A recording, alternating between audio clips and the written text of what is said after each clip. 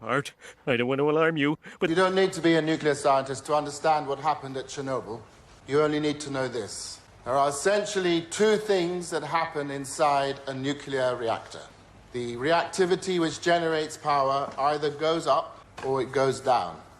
All the operators do is maintain balance. Uranium fuel. As uranium atoms split apart and collide, reactivity goes up.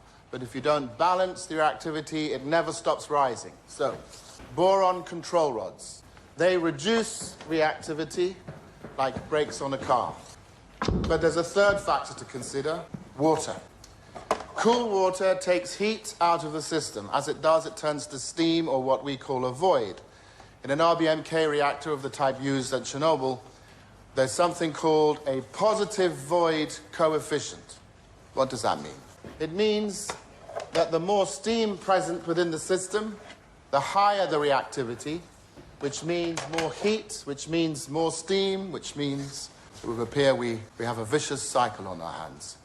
And we would, were it not for this, the negative temperature coefficient. When nuclear fuel gets hotter, it gets less reactive. So fuel increases reactivity. Control rods and water reduce it. Steam increases it.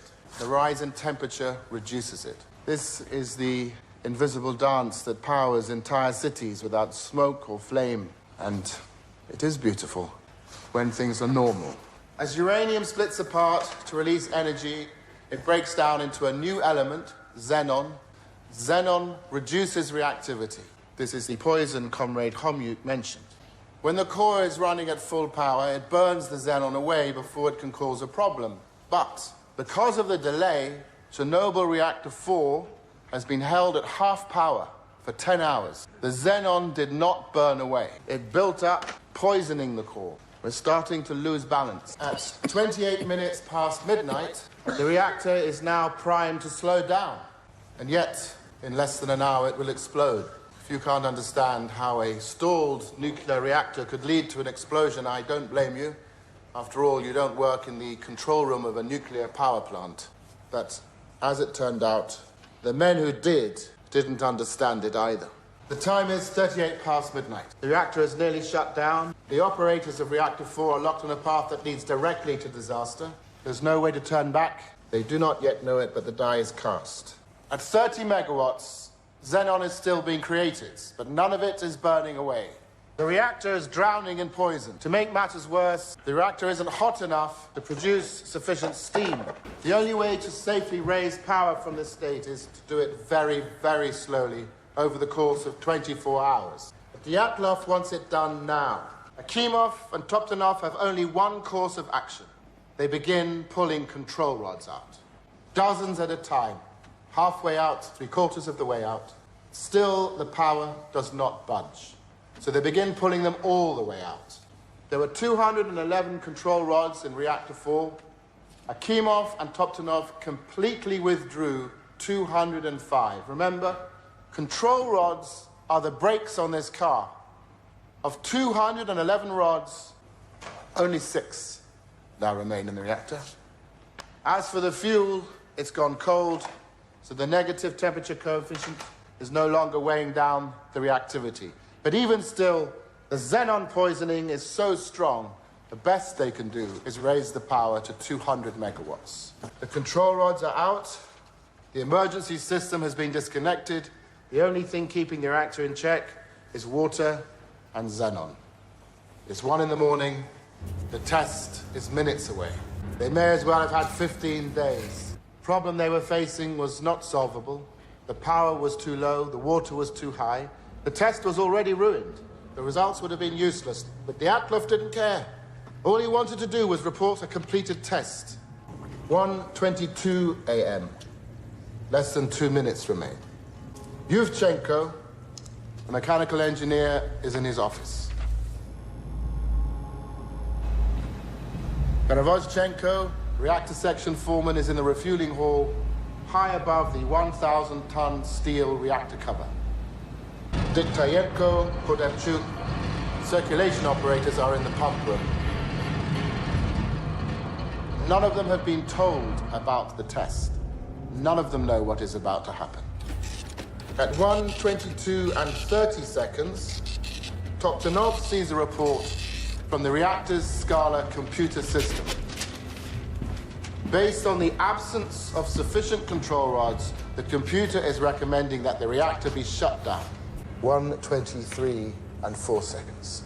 With every decision, they have pulled this reactor back like a slingshot, further than anyone has ever pulled. Now the test begins. The pumps are shut down, and they've let go. The pumps stop moving water through the reactor. Uranium fuel is now unchecked by fresh coolant, unchecked by control rods. The balance immediately swings in the opposite direction. In less than a second, reactivity increases. Inside the core, the remaining water is quickly converting to steam. A void is being created. There is no fresh water to replace it. Steam increases reactivity, increases heat, increases steam, increases reactivity. The remaining xenon decays away. The power is rising. There's nothing left to stop it. 1:23 and 40 seconds. In every control room of every nuclear reactor in the world, there is a button with one single purpose: to scram or instantly shut down the reaction. In Soviet reactors, that button is called AZ5. You press AZ5, all of the control rods insert at once, and the reaction is stopped dead. Dyatlov broke every rule we have. He pushed a reactor to the brink of destruction. He did these things believing there was a failsafe. AZ5, a simple button to shut it all down, but in the circumstances he created, there wasn't. The shutdown system had a fatal flaw. At 1:23:40, Akimov engages AZ5. The fully withdrawn control rods begin moving back into the reactor. These rods are made of boron, which reduces reactivity, but not the tips. The tips are made of graphite, which accelerates reactivity. For the same reason, our reactors do not have containment buildings around them, like those in the West. For the same reason, we don't use properly enriched fuel in our cores. For the same reason, we are the only nation that builds water-cooled, graphite-moderated reactors with a positive void coefficient. It's cheaper. The first part of the rods that enter the core are the graphite tips, and when they do, the reaction in the core, which had been rising, skyrockets. Every last molecule of liquid water instantly converts to steam, which expands and ruptures a series of fuel rod channels. The control rods in those channels can move no further. The graphite tips are fixed in position, endlessly accelerating the reaction. Chernobyl Reactor 4 is now a nuclear bomb. 1:23:42. Perevoschenko looks down on the enormous steel lid of the reactor and sees the impossible. The control rod and fuel channel caps, which each weigh 350 kilograms, are jumping up and down. He runs to warn the control room, but there's nothing he can do to stop what is coming. 1:23 and 44 seconds.